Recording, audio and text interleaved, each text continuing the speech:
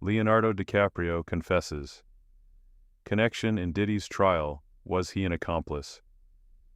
Just hours ago, actor Leonardo DiCaprio, long considered one of Hollywood's most principled public figures, entered a federal courtroom not to defend a role, but to disclose a reality that may forever change the way we view the glittering surface of celebrity culture.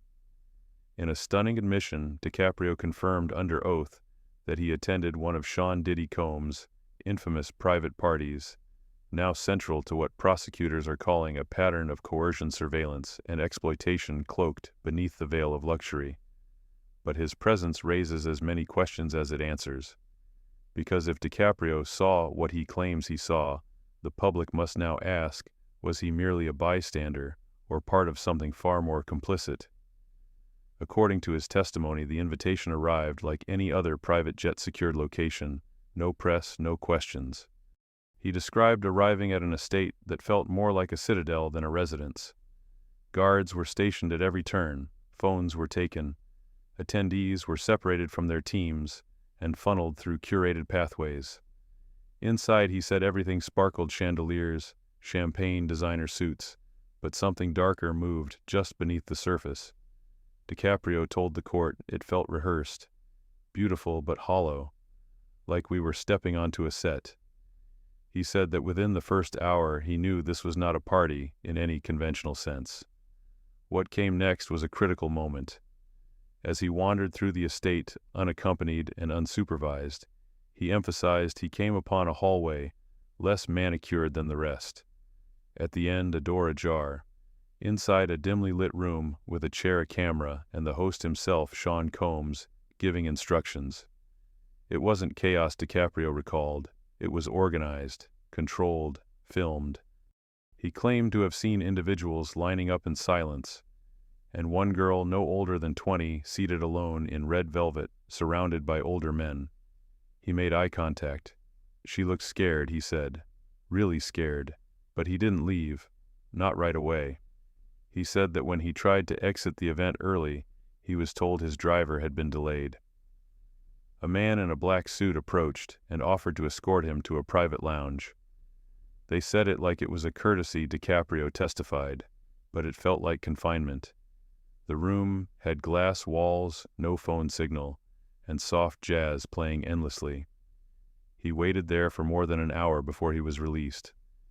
And when he finally exited the building, he said he caught Diddy's eye across the foyer. It wasn't surprise, it wasn't fear. It was like he was assessing me, like he was filing me away.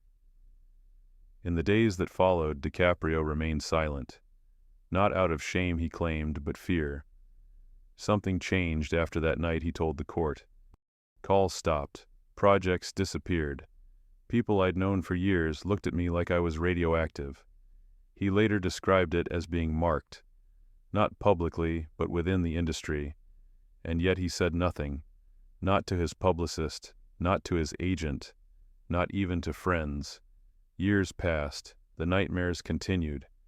But it wasn't until lawsuits began emerging and victims' voices broke through that DiCaprio says he realized silence was no longer an option. When prosecutors asked why he hadn't spoken out earlier, his answer was chilling, because I didn't think anyone would believe me, and maybe I didn't want them to. The courtroom held its breath as DiCaprio described the now infamous lighthouse, a code name whispered among Hollywood insiders, referring not to a place of safety, but to a venue of surveillance and control. They called it the lighthouse, he said, because once you saw inside, you could never unsee it. And you were never the same again. He did not deny that he was there. He admitted he stayed longer than he should have. And he admitted he kept what he saw to himself for years. So now the world must ask, did Leonardo DiCaprio simply witness something he couldn't process? Or did his silence help sustain the very system he's now helping to expose? This story is still unfolding. And with each new statement, each recalled detail, Leonardo DiCaprio finds himself moving from reluctant witness to central figure in a narrative that is now raising questions far beyond the courtroom walls. Because if what he testified is true, It suggests not only a chilling pattern of abuse, but a culture that enforced silence through power, proximity, and fear. And if that culture stretched wide enough to touch Leonardo DiCaprio, the public must now ask, how far did it really go? DiCaprio told the court that weeks after the party he received a call. Untraceable, anonymous. The voice on the other end knew where he had been.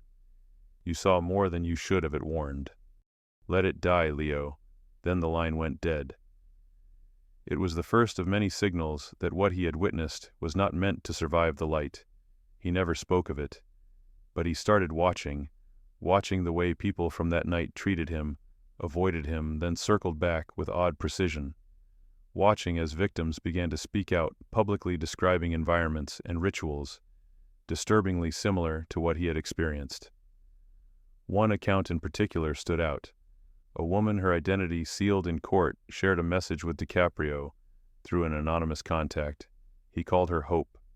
According to her statement, she was trafficked into Diddy's circle through industry intermediaries and held for nearly 3 months. She described coded language security protocols and rooms with mirrored glass. And she remembered Leonardo. You saw me, her message read. You looked and then you left. I don't blame you, but I need you to say what happened, even if no one believes it.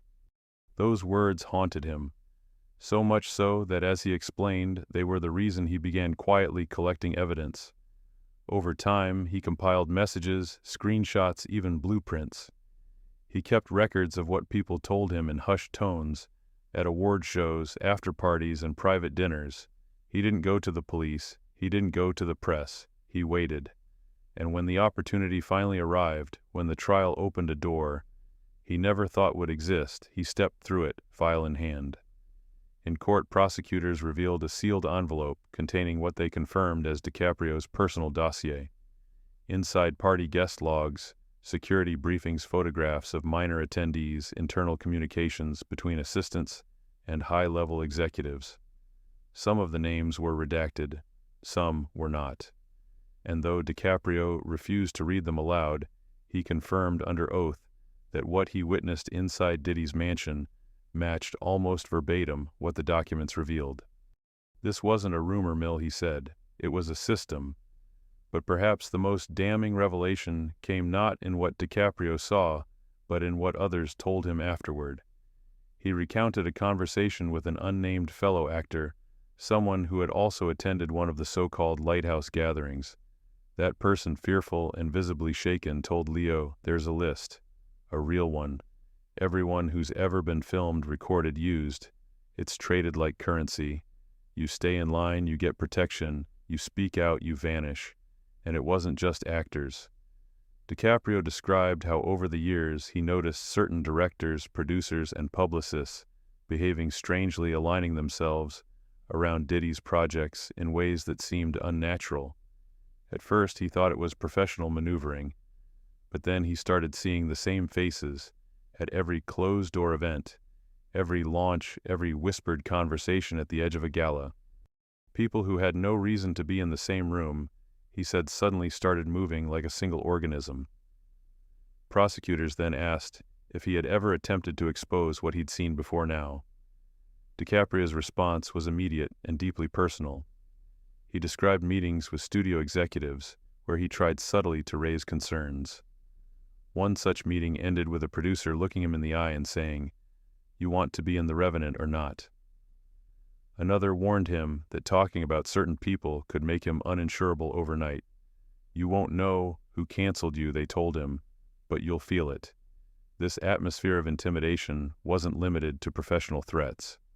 DiCaprio also described being followed, receiving encrypted messages, and even hiring a private security team to sweep his home for surveillance. "You might call it paranoia," he said on the stand, "but in Hollywood, paranoia is just another word for staying alive." Then came a turning point, a party in Capri 2021. DiCaprio, by then increasingly isolated, overheard a phrase he hadn't heard in years. "The lighthouse," someone said. "It's back." The words landed like a gut punch. He stepped outside that night alone and stared out over the edge of a yacht. In that moment, he confessed he considered jumping. not out of guilt, but despair. I thought I had failed her, he said, referencing hope. And I thought that maybe silence had made me part of it. He didn't jump, but he made a vow. If this ever came to light, he told himself, I would not hide. Now he wasn't hiding. And as the court listened to his final remarks for the day, Leonardo DiCaprio was no longer framed as just a movie star or even a whistleblower. He had become something else entirely, a symbol of what it means to confront one's own silence and break it no matter the cost. By the time Leonardo DiCaprio left the witness stand, the courtroom no longer felt like a venue for justice. It felt like a pressure chamber. The silence that followed his testimony wasn't just heavy, it was transformative. For days, media coverage had focused squarely on Diddy, the power he held, the machine he ran. But now eyes were turning toward DiCaprio himself. Not as a victim, not as a hero, but as a man who by his own admission saw something and said nothing, for years. The question that began echoing across headlines, social media threads and dinner tables was simple but brutal if you were there. How innocent can you really be? DiCaprio didn't deny it. In fact, his testimony invited the question. He never claimed ignorance. He never pretended he didn't sense what was wrong. Instead, he outlined a moral failure, a failure he now believed cost others far more than it cost him. And yet it wasn't just guilt he was describing. It was fear. Fear of power. Fear of a system that punishes those who speak and protects those who orchestrate. In the weeks following the party, DiCaprio described how he began to recognize what he called the inner circle choreography. It was subtle, almost invisible. He'd walk into a meeting and notice a familiar face, not from his work, but from that night. A producer, a financier, a stylist. Each of them moved with eerie synchronization, never saying too much, never acknowledging the past. It was like we'd all signed an agreement without ever putting pen to paper, he said. And when he broke from that rhythm, when he stopped attending certain events, declined certain offers, the distance was immediate. Scripts vanished, deals stalled, and slowly his influence began to shift. Not publicly, but internally, where it mattered, where it hurt. That's when the fear turned tactical. He began documenting every interaction, every strange encounter, every anonymous message. He backed up his files to offline storage. He printed transcripts. He shared encrypted folders with a select few confidants, people he trusted with nothing else. I wasn't planning to go public, he explained. I was planning to disappear if I had to. Then came a second name, one never spoken aloud in court, but confirmed through sealed evidence, a woman who went missing shortly after being seen at one of Diddy's private gatherings. She was never reported missing in the press. No public outcry, no investigation, but DiCaprio remembered her. He saw her at the mansion. Briefly, she smiled. They exchanged a joke. Hours later, she was gone. No one mentioned her again. I started to wonder, he said, how many others never made it out. It wasn't until 2019, however, that the tide began to shift. A former assistant to a music executive, young, terrified, approached him at a fundraiser. She handed him a file. Her hands were shaking. If I disappear, she told him, give this to someone who can't be silenced. He asked her why him. She said, because you still have a soul. That file, prosecutors now confirm, contained internal communications from inside Combs' promotion company, a list of names, many underage, who had entered the estate under aliases, and time-stamped footage from surveillance rooms hidden inside the property. While DiCaprio never aired the file publicly, he confirmed under oath that it matched descriptions shared with him by others over the years, including one from a tech consultant who had been hired to install encrypted video systems inside Diddy's estate. That consultant, unnamed and currently under federal protection, told DiCaprio nothing went unrecorded, not for safety, for leverage. At this point in the trial, the narrative had shifted. No longer was this a case of one man's alleged crimes. It was about the infrastructure behind him, the people who enabled, obscured, and protected. The prosecution began to present evidence not only of wrongdoing, but of a network of silence and complicity spanning industries, media conglomerates, even political events. In one moment that stunned even veteran court reporters, DiCaprio was asked directly, "Did you ever see Sean Combs interact with political figures at these events?" He hesitated, then answered, "I never saw Obama at the mansion," he said carefully, "but I did see Diddy pass something to someone in his campaign circle. It was an envelope. It wasn't nothing." He clarified that he didn't believe the former president was directly involved, but his message was clear: there were no safe zones in this story. No one was beyond question. At a certain level, he said, you don't need to know everything. You just need to know enough to stay quiet. The gallery gasped. The courtroom once again froze. By now, Leonardo DiCaprio's image had undergone a radical transformation. To some, he was a hero risking career and reputation to finally speak out. To others, he was still complicit, a man who could have exposed it earlier, but chose silence. But one fact was no longer in dispute. He was there. He saw it. And now the rest of the world had to decide what that made him. By the end of the third week of testimony, one thing was certain: the trial was no longer just about Sean Diddy Combs. It was about everyone who had ever stood beside him, benefited from his ascent, or kept quiet long enough to stay in his good graces. And at the center of that reckoning stood Leonardo DiCaprio, not above suspicion, but entangled in it. As the media reframed the narrative from a scandal about Diddy to a culture of protectionism within the entertainment elite, DiCaprio's own choices were dissected in real time. What did he know, and when? Could a man as influential, as intelligent, as integrated into the machinery of Hollywood truly be oblivious to the scale of what was happening around him? Or worse, did he understand all along, and only speak now, because the consequences had finally caught up? The actor didn't flinch.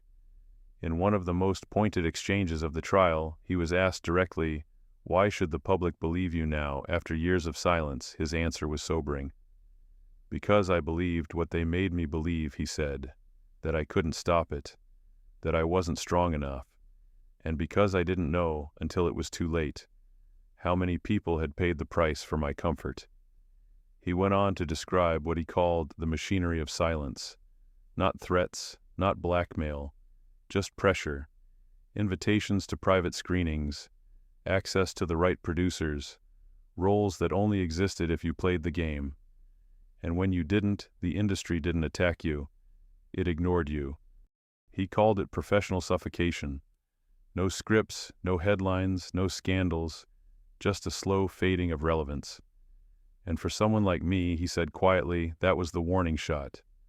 But it wasn't just career concerns that kept him quiet. DiCaprio admitted under oath that at times he questioned his own perception, that the longer he stayed silent, the easier it became to pretend it hadn't been real. You live in denial long enough, he said, and it becomes home. However, the illusion broke when survivors began reaching out not to accuse him, but to remind him. One woman, identified in sealed documents only as E, contacted DiCaprio in 2022. She had seen him at the lighthouse. She remembered the way he looked around, the way he paused near a locked door, the way he made eye contact with her and didn't speak. Her message was short, 2 sentences. You were there. Say it. That message marked a turning point. DiCaprio began to move differently. He resumed contact with a handful of industry figures who had also withdrawn from the scene. They shared similar stories, similar regrets. Some had tried to report things in the past, only to be threatened, discredited, or erased. One director told him, "You think you're protected because you're famous, but fame is what they use against you. Your silence is part of your brand." That sentiment echoed through DiCaprio's final days on the stand. He admitted that fame had given him a platform, but also built a cage around him. You don't want to lose everything, he said, so you pretend you didn't see anything. And by the time you're ready to tell the truth, you've already become part of the lie. In a rare move, the judge allowed the prosecution to introduce previously sealed audio clips recordings from inside the estate captured during an unmonitored security test. The voices were distorted but recognizable. Diddy giving instructions, guests being redirected, a young woman crying behind a closed door. DiCaprio sat silently as the recordings played. He lowered his head. He didn't speak, but when the audio ended and the court recessed, he approached the bench voluntarily. There was something else. He wanted to testify about the list. According to DiCaprio, the list existed. It wasn't digital. It wasn't encrypted. It was analog written, hidden passed hand to hand between those in the inner circle. A ledger of leverage. Who had been filmed, what they had done, how they could be used. It was this list, he said, that explained why people who had no business being allies were suddenly promoting one another, covering for each other, and appearing in each other's lives like chess pieces moved by an unseen hand. You don't need blackmail, he explained. You just need the thread of memory, one blurry photo, one night someone doesn't recall clearly. That's enough to keep them loyal. The courtroom reacted with stunned silence. It wasn't just a conspiracy theory anymore. It was a system, a network of influence where silence was currency and guilt was an investment. And Leonardo DiCaprio, by his own account, had been part of it, however reluctantly, however unintentionally. His voice, though measured, carried an unmistakable urgency. "I'm not proud of what I didn't do," he said. "But I'm more afraid of what happens if no one says anything at all." With those words, the gallery remained frozen. Because no matter what anyone believed about Diddy or about the victims or about Hollywood's darkest corners, one fact had now been solidified under oath. Leonardo DiCaprio wasn't an outsider looking in. He was inside. And now Leonardo DiCaprio stood outside the courtroom, no longer just a man testifying, but a man transformed by it. As the final hours of testimony concluded, the weight of what had been said lingered not just within the courtroom walls, but across a country watching in real time. This wasn't about celebrity gossip anymore. This was about infrastructure of silence, of control of power, and what happens when even the most visible figure dares to challenge it. When asked for his final statement, DiCaprio didn't offer apology. He didn't offer defense. He offered clarity. "I'm not here because I hate Sean Combs," he said. "I'm here because I believe the lie that someone like him could never be touched. I believed it for too long, and I lived comfortably inside that belief." He went on to describe a culture where silence was taught as survival, where those who questioned authority were dismissed as jealous or bitter or irrelevant. "You're trained to doubt your own instincts," he said, "to doubt the people who speak out, to value your invitation more than your integrity." But something had changed, not just in him, but in the world. The public had grown more willing to believe survivors. Whispers had become movements. Hashtags had become headlines. And what had once been dismissed as rumors now entered into evidence. He nodded toward the jury. "This case isn't about me. I'm not the victim. I'm not the villain, but I was there. And if I don't speak, I become something worse." The prosecution rested, but the reverberations of what had been said would not. In the days that followed, the headlines spread like wildfire. Leonardo DiCaprio breaks silence. Diddy's House of Secrets. The list is real.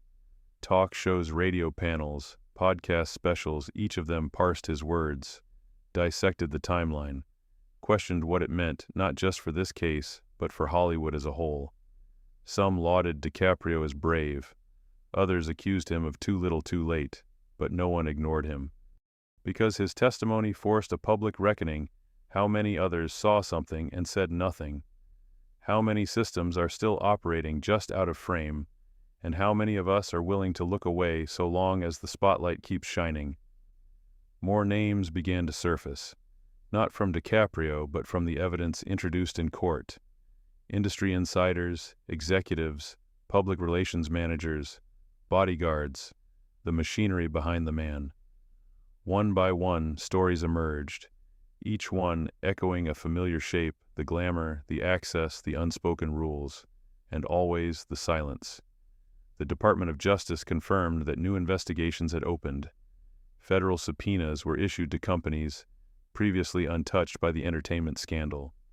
Major networks quietly pulled archived interviews, endorsements were frozen, album streams declined.